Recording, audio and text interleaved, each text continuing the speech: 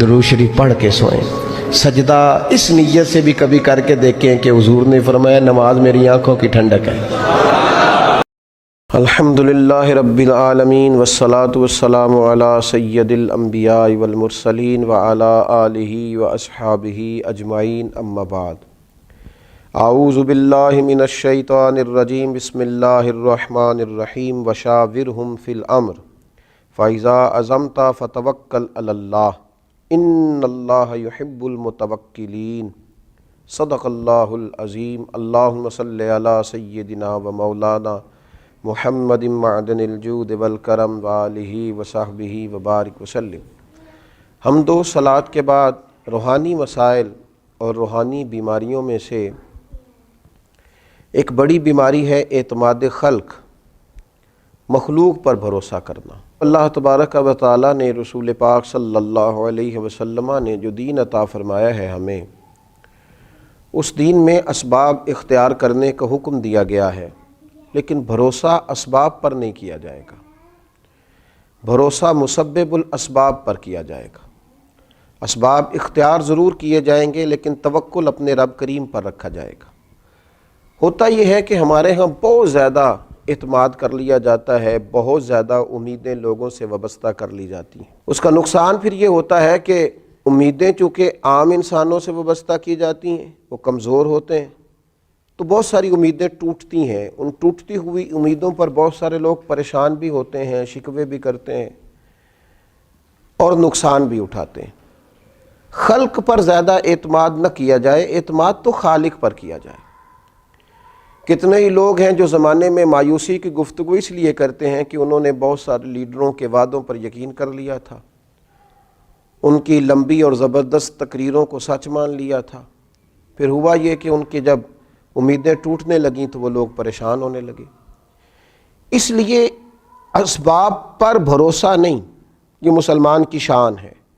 جب اس کا یہ ذہن بن جائے، جب اس کو یہ بات نصیب ہو جائے کہ اس نے ہر حال میں بھروسہ اپنے رب کریم پر کرنا، پھر وہ طاقتور ہوتا ہے، پھر وہ مضبوط ہوتا ہے، پھر زندگی کی بہت ساری چیزوں کو وہ بڑی آسانی سے نبھا جاتا ہے، بہت ساری مشکلات سے وہ بڑے سکون کے ساتھ گزر جاتا ہے۔ اگر اللہ تعالیٰ پر بھروسہ ہو تو دشوار گزار گھاٹیوں پر بھی انسان وجد اور سرور کے ساتھ وقت طے کر جاتا ہے۔ قرآن مجید میں سورہ آل عمران میں اللہ تبارک و تعالیٰ نے نبی پاک علیہ السلام سے فرمایا وَشَاوِرْهُمْ فِي الْأَمْرِ، اور کاموں میں ان سے مشورہ لو، فَإِذَا عَزَمْتَ فَتَوَكَّلْ عَلَى اللَّهِ، لیکن جب پختہ ارادہ کر لو پھر اللہ پر بھروسہ کرو، پھر اپنے رب کریم پر اعتماد کرو۔ جب تمہارا ارادہ پختہ ہو جائے، مشورہ ضرور کریں صحابہ سے، لیکن جب ارادہ کر لیں پھر اللہ پر بھروسہ کریں، اس لیے کہ ان اللہ یحب المتوکلین۔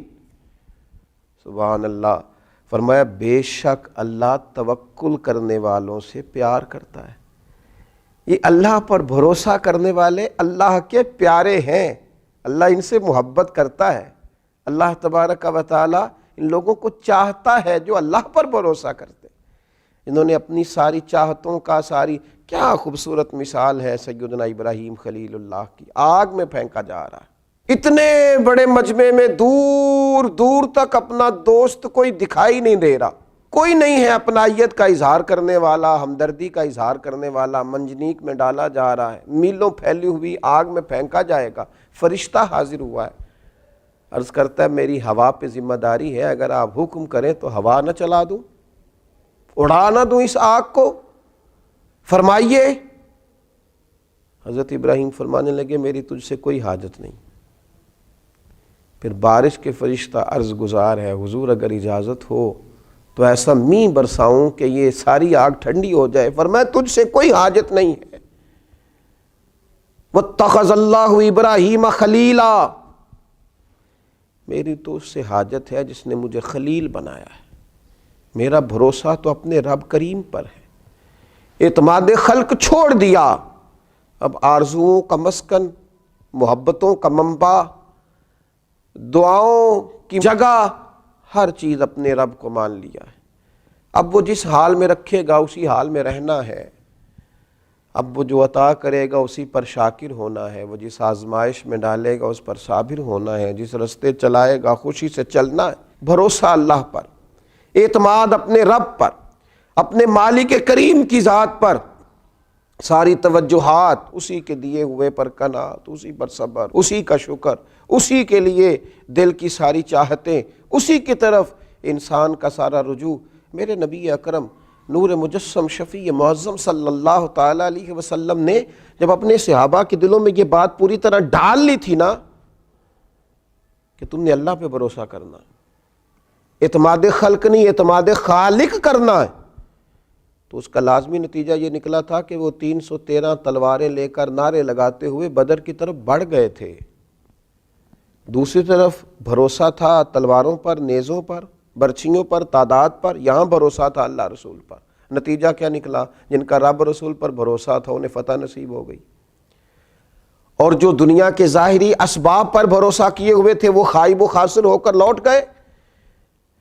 اسباب سارے اختیار کیے جائیں گے، کوشش تمام اسباب کی جائے گی، لیکن سارے اختیار حاصل کر کے وہ جو میرے رسول پاک صلی اللہ تعالی علیہ وسلم نے صحابی سے کہا تھا نا کہ اونٹ کو پہلے باندھ لے، لیکن باندھنے کے بعد بھی بھروسہ اللہ پہ کرنا، یہ خیال رکھنا کہ اسے چور سے، ڈاکو سے، ہر چیز سے اس کی حفاظت اللہ تعالیٰ کرے گا۔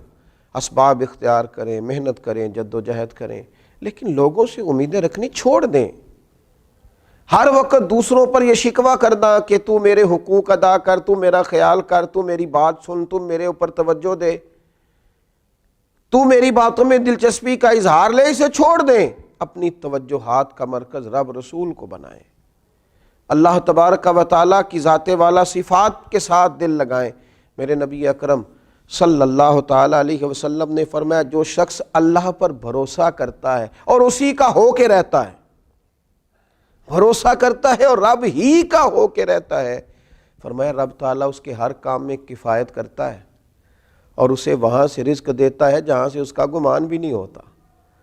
اور حضور فرماتے ہیں جو دنیا پر توکل کرے اور اسی کا ہو کے رہ جائے، پھر اللہ بھی اسے دنیا کے حوالے کر دیتا ہے، وہ دنیا ہی کا اسے کر دیتا ہے اللہ تعالیٰ، وہ دنیا ہی کا ہو جاتا ہے۔ جب اس نے اعتماد ہی مخلوق پہ کیا ہے، جب اس نے اعتماد ہی خلق پر کیا ہے، جب اس نے سارا کچھ بنا ہی لوگوں کو لیا ہے، جب اس نے اپنے تعلقات کو ہی سب کچھ سمجھا ہے، تو پھر اللہ تعالیٰ اسے دنیا کے سپرد کر دیتا ہے، اپنی ساری دعاؤں کو، اپنی ساری التجاؤں کو، اپنی ساری محبتوں کو، اپنی ساری دلچسپیوں کو، اپنے الفتوں کے سارے رنگوں کو اللہ رسول کی طرف موڑ دیں، اسی طرف اپنا سارا رخ کر لیں۔ جب کوئی رب کریم کا ہو جاتا ہے تو اللہ تبارک و تعالیٰ کبھی اپنے بندوں کو مایوس نہیں کرتا، وہ کبھی اپنے بندوں کو تنہا نہیں چھوڑتا، وہ کبھی اپنے بندوں کو دنیا کے سپرد نہیں کرتا، وہ کبھی اپنے بندوں کو رسوا نہیں کرتا، وہ کبھی اپنے بندوں کو کسی معاملے میں تنہا نہیں کرتا۔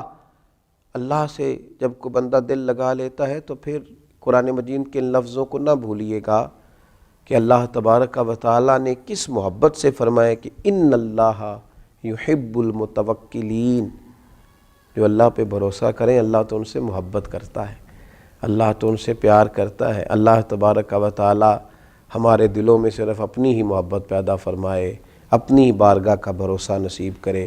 آخر دعوانا الحمدللہ رب العالمین۔